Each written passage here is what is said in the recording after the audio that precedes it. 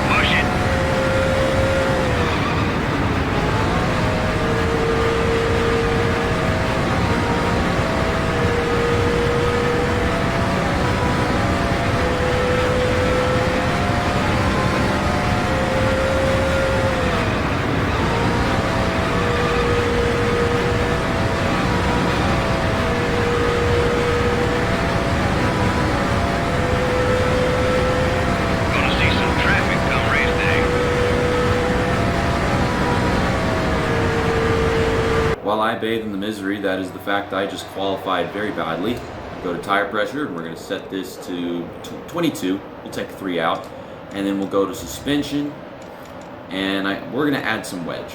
So we're going to tighten the rear end, and we're going to loosen up the grip on the tires. So the car should turn better, and it shouldn't slide as much. And I think that's what I want. Hopefully, I'm not wrong about that. If that's otherwise, we'll fix it during the pit stops and try to recover from whatever I caused myself by doing this. We're live from the Atlanta Motor Speedway in Hampton, Georgia for today's Napa 500 on MRN. This place has it all. They even have a 9-story office and condominium complex right here at the track. And there's always great racing to go along with the amenities. Isn't that right, Barney? The high speeds that can be reached here does make for some exciting racing. There's no restrictor plates to keep them from being able to pass either. It's just all out, flat, good old stock car racing with the best drivers in the business. I can't wait to get this one underway. Jeremy Mayfield changed teams after the 2001 season, ending a 4-year tenure with Roger Penske. A lot of people, Ray Evernham included, believe Mayfield still has a lot of untapped potential. He certainly has shown flashes of brilliance in the past. Maybe he can put that number 19 Dodge in victory lane today. Bobby Labonte must have had problems in qualifying this week. Yeah, he's definitely not used to having to pick through traffic so early in a race. This could make it an exciting race for him, or it could be disastrous. You just never know when you start in the back. The 98 car really needs a good finish in this race. He's got a long way to go on the points list. And, of course, nobody wants to be on the bottom of that points list. He'll have to work extra hard to pick up spots. Not an easy task to dig yourself out of a hole in this series.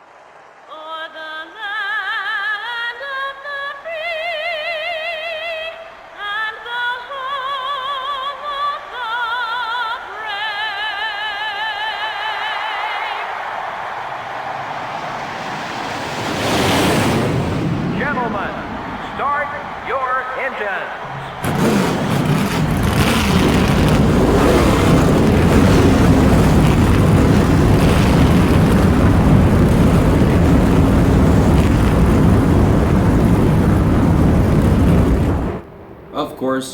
Mark Martin, Jeff Gordon, starting up there, and yeah, I think I saw Sterling Marlin as well. Hi, Steve Park, I love you. Green flag is out. We're underway for 32 laps at Atlanta. I think we did 500 in the first Atlanta race. So I have to pass 23 cars, and I have no starting speed. The car just didn't go. All I do is hold down the X button. That's really all you do. But unfortunately, that was not enough. Okay, still tight in the turns. Still don't want to turn that much. We went into that turn about full speed. I've got Dale Jarrett to my inside, and I can't clear him. I'm trying to. Let's not go 3 wide. Let's just blow the corner and not hit him instead. I'm trying to find something with this car that'll make it actually turn. You know, just basic shit. Like if the car won't turn, you take a little bit of this out or put a little bit of this in. Okay, we get a nice run down the back straightaway. Mashing them brakes heading into 3. Why is Dale Jarrett back here? Dale Jarrett is like the best driver in the game. I don't know why, but he is. And then, like, he's not even contending for the championship. He's not even on the first page. It's kind of dumb. And we're moving forward now. The car still wants to slide up mid-corner. I think I'm finding a better job fighting it, like I'm getting grips with tires, but the tires are going to wear down quicker. More quickly. Dang it. Like I can pass someone, I get the speed to do it, but they block me and they get in the way. I gotta check up because I'm entering the corner wrong in the process of trying to get underneath them. We're great on straightaway speed, so gotta keep on using that. Just hold it to the bottom. I think it's sticking to the bottom of the track a little bit better right now, as long as I take the corner properly. I mean, I felt like I was doing that last time. Like I was taking the corner properly, but it wasn't holding the bottom very well. So I mean, maybe with the less tire pressure in there, it stays to the bottom better. It can keep doing it longer. More of the tire is in contact with the pavement. Slow down so much to head it in there with the damn lack of the rear end wanting to slide out and help. I mean, we've passed a few cars, moved a little forward, but this race is just not going our way right now, still because we qualified so badly. I don't recall having qualified this badly in the first race. I mean, didn't we finish like 3rd or something? 3rd, 2nd, something like that. Caught Kyle Petty and the rest of these guys. Or I caught Kyle Petty and then the rest of the guys are starting to get away now. I hate the singling out garbage. That is the dumbest thing that happens in a NASCAR game. You catch somebody and the game lets them off of a pack so that you can actually race with the pack. It's annoying. I can't help but want to race with all the cars. We're so close to all these guys, though. We're so close to Rusty Wallace, Johnny Benson, etc. But I don't like that thing they do. It's annoying. It makes me feel like the game is giving it to me in some shape or form. Okay, so trying to pass Rusty Wallace, and yeah, the tires are wearing down quicker. We've got a bit until pit stops begin, but we're still moving forward. Don't block me, idiot. You made me drive into you. I don't know how you did it, but you did it. I blame you. Fuck you. I blame you for me driving into you because you were blocking me and I reacted, and it's your fault. Get fucked, Johnny Benson. It's your fault. There's the Napa car running a mediocre race in a race sponsored by Napa. So that's why we have a race sponsored by Napa, because you can't run very well. Oh my goodness, I am disgusting. I am a horrible human being. We already knew that, so why even talk about it, right? There's Kevin Harvick having his rough 2002. I don't know where he is in the points. I mean, I haven't been paying attention to anyone except for like the top 4 drivers. Which one of is me, by the way. Don't forget it. I am one of the top 4 drivers. I'm the driver. There is no other driver. I'm the only driver in this series. You know, for a while that wasn't even true. I'm so cocky now that I've gotten here. I'm Martin Truex Jr. And I am driving for Joe Gibbs, so I mean, close enough. Man, we're moving. At first I thought we weren't getting anywhere. The leader has not, strung himself out from the pack just yet. But, I mean, that happened last time after pit stop, so I'm concerned about happening this time. If it doesn't, then we've got a chance to win the race. Even then, if we don't, we're up front close with the guys we're competing for the championship with. I mean, there's Sterling Marlin right there. You are about to be even further away from me in the point standing, Sterling Marlin. Oh man, I really got to work this car and drive all over the darn place to get around some of these guys now because they're faster and put a better fight. There's Matt Kenseth having a nice race. Wait, no, that's Ricky Rudd. Why do I always confuse Ricky Rudd and Matt Kenseth? Like, I don't know.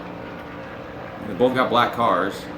Ricky Rudd has a completely different shade of yellow than Kenseth does for the wall. Kenseth's got that dandelion gold, and then you got Ricky Rudd with like a highlighter yellow. Sterling Marlin is pitting very early. She might win this race. The game is like that. Like, they will come out pit road, and they'll be way ahead because they pit so early, and then they won't fall off, and it's kind of dumb. But that actually happens in this game. Watch Sterling Marlin win the race because of that. But a bunch of people start pitting lap 13. It's going to be a couple laps until we head down. There's Mark Martin right in front of us. Jeff Gordon looks like he's about to fall into 5th. He's up top.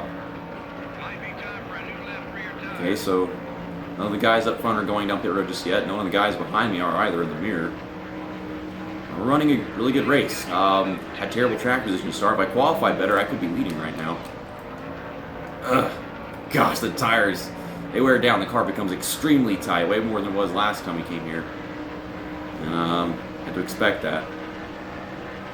I think Ricky Rudd wants to pit, but I want to pass him, so, you know, I don't know about that. No, he's not pitting. He just wanted to rough me up and get on my nerves. Well, thank you. There we go, a bunch of leaders down pit road. I'm not concerned about the other two guys. I'm definitely not. Okay, don't speed in. Almost did. Oh my gosh, they just damaged my car with that traffic jam. Holy shit. It says I don't have damage. It must not count. What do I want to do with this? I didn't even get the time to think about it. You don't get the time to think when you're the driver. We're not even supposed to be making these decisions on pit road. We're supposed to be making those decisions out on the track. But I have to freaking wait and crap while I'm racing. You can pause the game, but in reality, you can't pause a race. So I don't know why there would not be an option to say, I think I want to do this or I want to do that. Good pit stop, 15.4. You come off in front of Jeff Gordon. Jeff Gordon was way up there. Damn, that was way faster than everybody else's pit stops. Holy crud. And we're coming off behind quite a few guys. There's Michael Waltrip. Still just driving side by side with Bill Elliott. There are a bunch of people that still have to pit. Oh, there goes Ken Schrader. So yeah, I was right about these guys. A bunch of them haven't gone down just yet. Why do I have to battle with Johnny Benson? Some of this shit I just don't get. Like, I got 4 fresh tires, I got a full tank of fuel, it's the same car we started the race with, and I'm having to battle with Johnny Benson. I passed you earlier, on my own speed. So this car is completely fresh. Let's drive it out and catch those 2 guys in front of us. There's so many cars in front of me right now, and I don't know why. Because we were the fastest on pit road for our stop.